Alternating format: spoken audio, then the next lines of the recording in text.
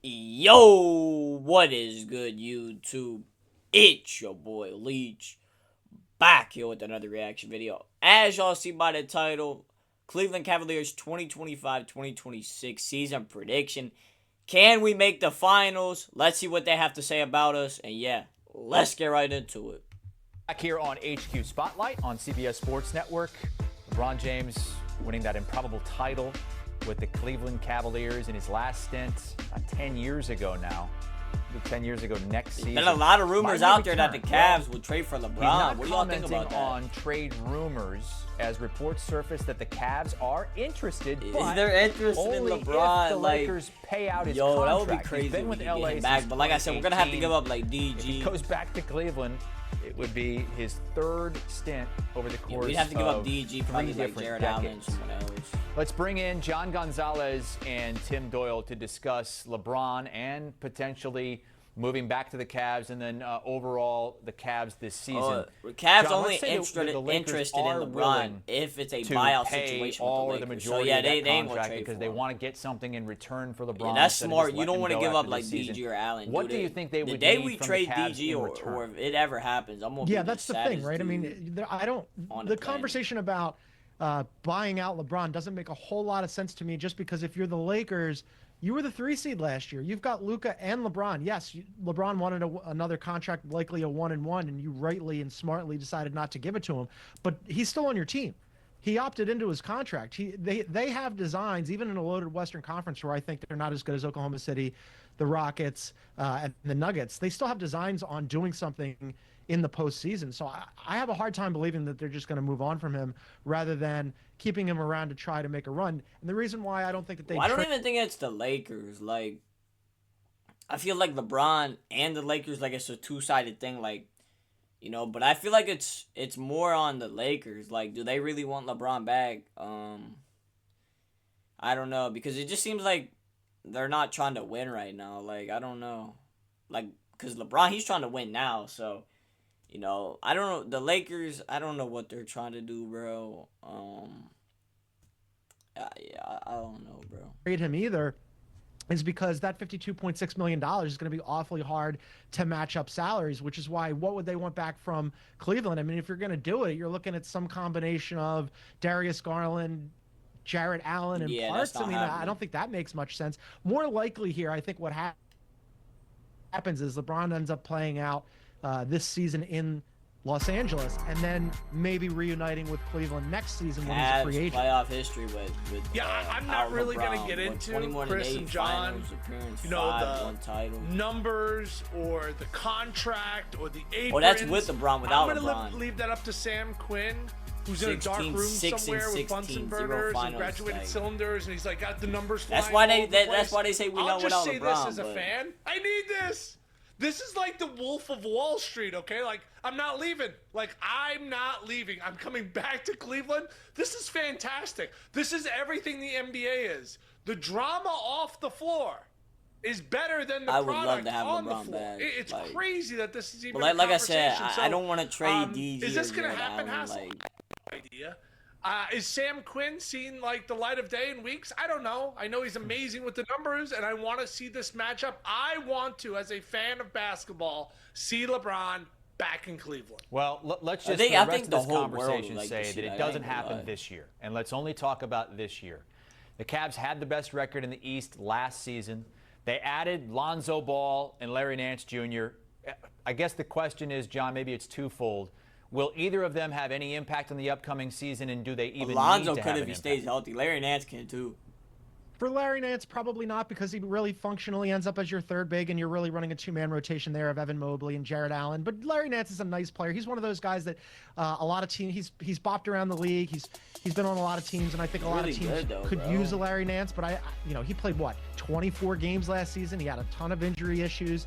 Only played about 19 minutes per game. The most games he's ever played is 67 games. So I guess if you're looking at him as your third rotational big and maybe like 10 to 15 minutes a game, that's plenty. Lonzo Ball is really interesting because he's had so many knee issues. He missed two full seasons. He only played 35 games last year, and he averaged about 22 minutes per game. And even when he was healthy, the most games he's ever played in his career is 63 games. But he's so talented. And if you could get, I don't know, 50 games out of him at, say, 20 to 25 minutes per game, that would be a huge win for them, especially after they lost Ty Jerome. I'm a big Lonzo Ball fan. He's super smart. He knows how to run an offense. If he was your second point guard or even, your third rotational guard off the bench, if you can just keep him healthy and he can give you really basically anything, that would be a boon for them. Yeah, I mean, when I see Lonzo Ball, this is what I think of. Whoa, okay, we're bringing in Lonzo Ball. Like, I'm rooting for the guy as a fan. He's missed all the time. I got a chance to watch him last year. I live in Chicago. It wasn't great. You were rooting for him, but he shot 36% from the field and 34%. Ain't no way we're going off of last year when he played for the Bulls, bro. It's the Bulls, bro. They've been bad for a long time. Like, 4% from three. So I'm sure he was still, coming back. But I know Mike Gansey, the GM of the Cavaliers, since we're 12 years old. We communicate regularly. The guy has an amazing basketball mind. Remember, he was on that team with Pitt Snoggle back in the day at West Virginia. And he has built this Cavaliers team similar to those John Beilein teams where you got a lot of shooting, you got some excellent passing. But Lonzo Ball is a definite roll of the dice, a calculated gamble.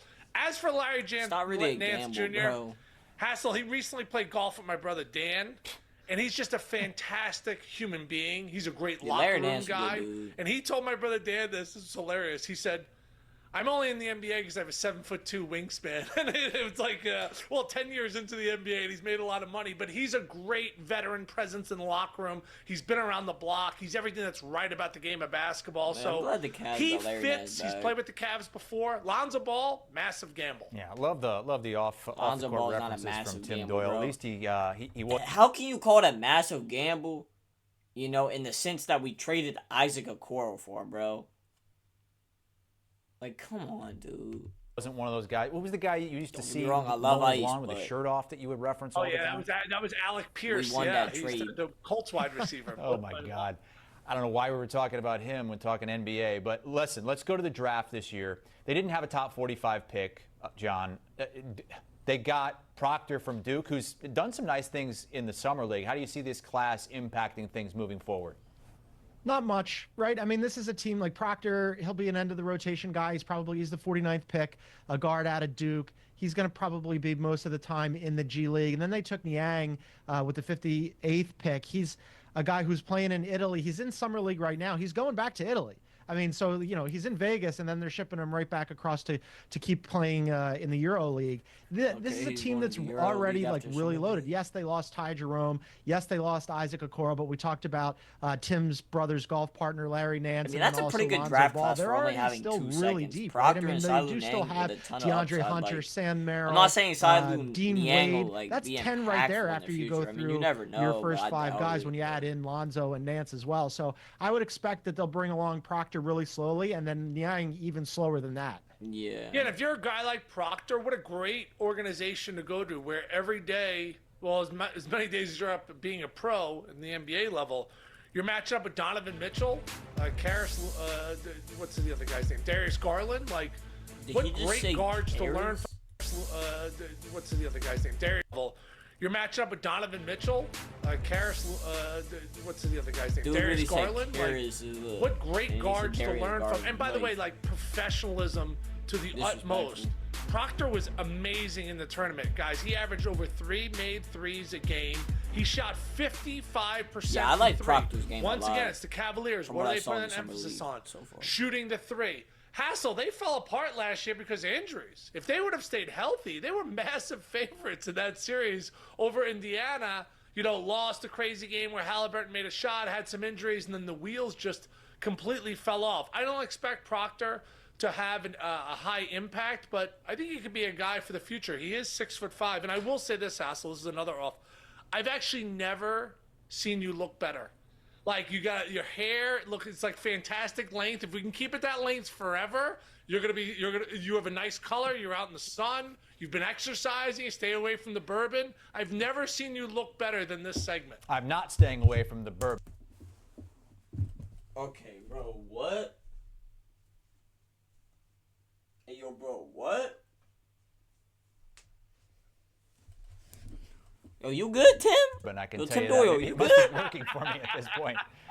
We'll talk more about coloring our hair once we get off this segment and into the commercial break. But I did want to ask you about what you see for this team this upcoming season. Because, Tim, Let's hear it. It does feel like a two-horse race in the East with all the injuries, Halliburton specifically.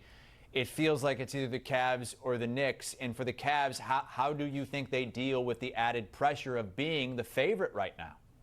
I think they play a fantastic brand of basketball. They just got injuries, So, 2 years ago, the Knicks ended up getting banged up. So it's hard to predict that. But I do think that this is a two-horse race. And at the end of the season, I think it's going to be Cavs-Knicks. And I have the Cavs winning the East. So I have the Cavs Yes, sir, Tim. Yes, sir, Tim. I like how you think, the Tim. Magic are a legit team. Everybody else, talk about giant question marks across that entire Eastern let me pause it real quick. Yeah.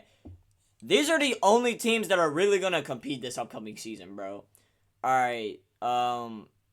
The Pistons, for sure. The Hawks, if KP can stay healthy. The Magic, for sure. And the Knicks and the Cavs, yeah.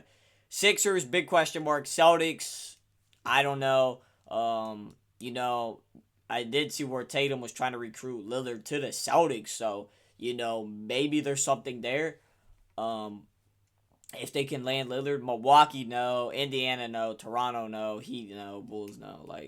But the Heat, maybe. So actually, the Heat. Gone right in the prime of their They career. could. Garland, Mitchell, Mobley, Allen. Everybody understands their role.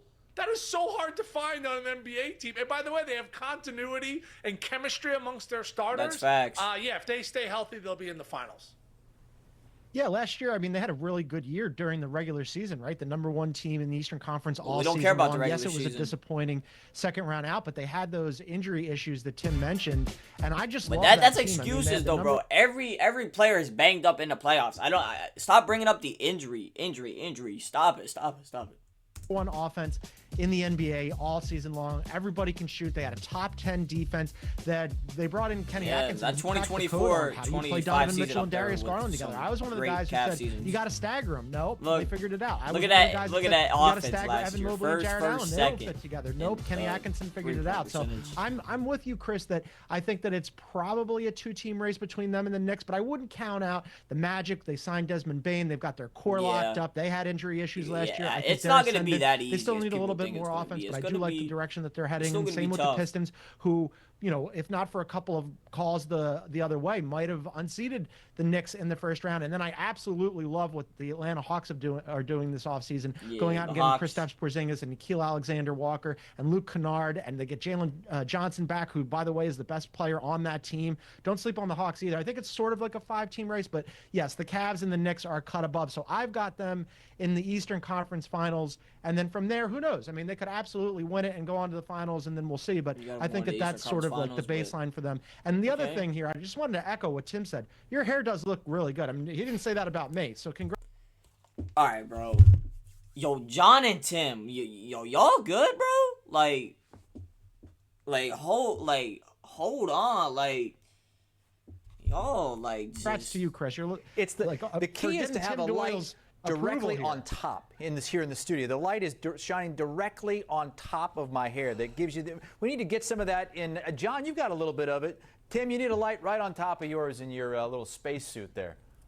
Yeah, I wasn't sure if you were putting a little mayonnaise in it, maybe a little lemon juice to make it a little bit lighter. It is the lighting, you're right. No mayonnaise, I can promise you that. Tim Doyle and John Gonzalez with us here looking at the Cavs this upcoming season. Who knows?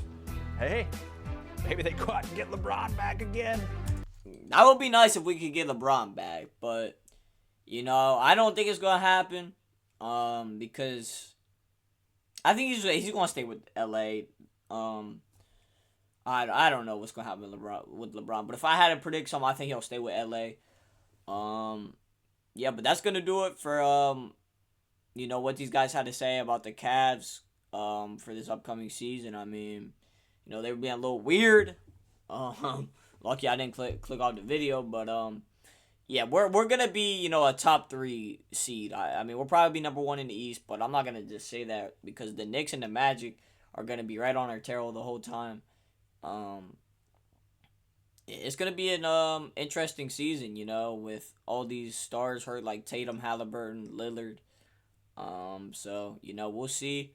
And yeah, But that's going to do it for this reaction, though. Make sure y'all subscribe, like the video, and I'm out. Peace, and make sure y'all follow the socials on the screen. Love y'all. I'm out.